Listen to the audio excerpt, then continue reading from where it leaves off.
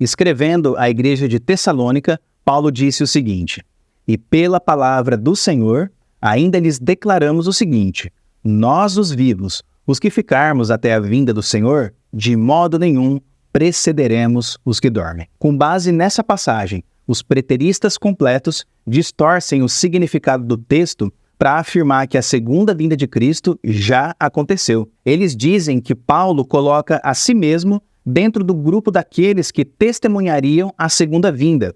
Afinal, Paulo usa a primeira pessoa do plural dizendo: nós, os vivos, os que ficarmos até a vinda do Senhor. Sendo assim, os preteristas completos concluem que a segunda vinda de Cristo aconteceu na época do apóstolo Paulo e que o próprio apóstolo testemunhou ocularmente esse acontecimento. Será que esse argumento dos preteristas completos tem alguma base? É evidente que esse entendimento não tem base numa exegese correta e sadia do texto bíblico. Vejamos então alguns problemas que surgem a partir dessa conclusão dos preteristas completos. Em primeiro lugar, se Paulo deveria estar vivo antes da segunda vinda de Cristo, logo, todos os membros da igreja em Tessalônica também deveriam.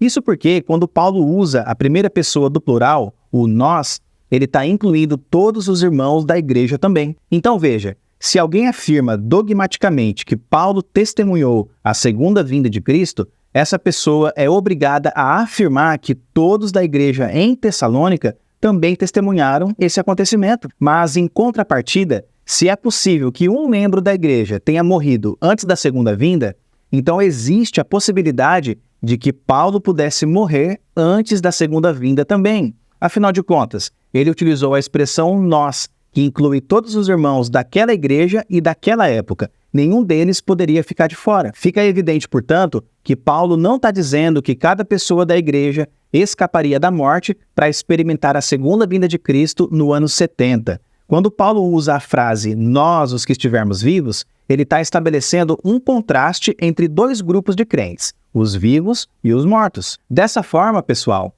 Paulo está oferecendo conforto ao coração dos irmãos que estavam vivos, porque eles pensavam que os irmãos que haviam morrido perderiam o futuro retorno de Cristo. Paulo então mostra que os irmãos mortos não foram esquecidos por Deus. Muito pelo contrário, eles seriam os primeiros beneficiários da segunda vinda, porque o Senhor mesmo, dada a sua palavra de ordem, ouvida a voz do arcanjo e ressoada a trombeta de Deus, descerá dos céus, e os mortos em Cristo ressuscitarão primeiro. Assim, Paulo não está profetizando que aquela geração do primeiro século escaparia da morte e testemunharia a segunda vinda de Cristo. O seu objetivo é transmitir conforto aos irmãos vivos em relação aos irmãos que estavam mortos. E em segundo lugar, o entendimento preterista completo não faz sentido à luz do que Paulo escreveu à igreja de Corinto. Veja, se Paulo deveria estar vivo antes da segunda vinda de Cristo, ele também deveria estar corporalmente transformado. Isso porque, ao escrever aos Coríntios,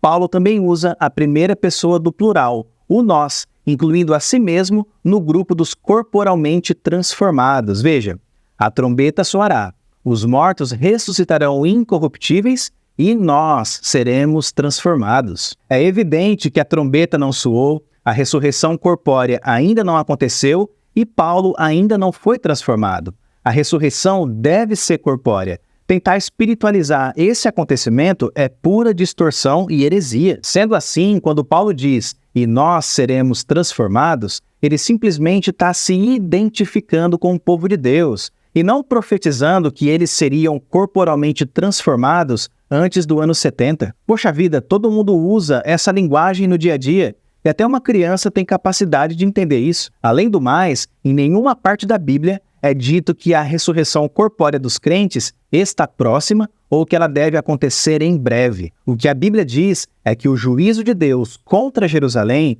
que ocorreu no ano 70, aconteceria em breve. E de fato isso aconteceu. No entanto, essa vinda temporal de Cristo para julgar Jerusalém não é a segunda vinda física e visível que deve acontecer no fim da história. Não podemos confundir alhos com bugalhos. Portanto, Paulo não disse que ele estaria vivo para testemunhar a segunda vinda de Cristo. E o grande retorno de Cristo não aconteceu no ano 70 da era cristã. Assim como também não aconteceu a ressurreição corporal, o juízo final e o fim do mundo. No ano 70, Deus inaugurou o período da nova aliança.